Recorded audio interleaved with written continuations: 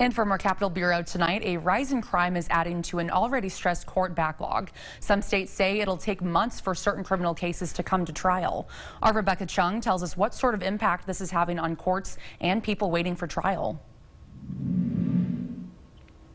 Here at the Capitol, there have been efforts to speed things up, to get things moving again. But the reality of the situation is that the courts are backed up. It's not looking good for people waiting for trial. It's taking much longer for their cases to be heard.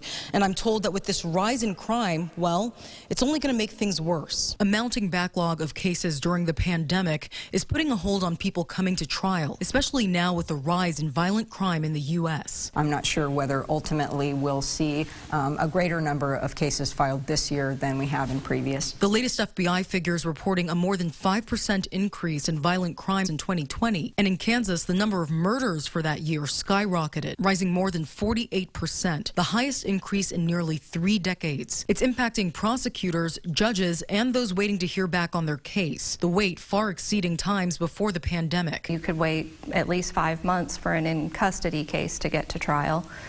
Now, a lot of things are getting set much further down the road. Right now, judges in Shawnee County courts are dealing with about 250 cases each. While state lawmakers push to speed up trials for violent crimes, for many, it's a waiting game. A person who remains in jail for any significant period of time runs the risk of losing their job, fraying their family relationships.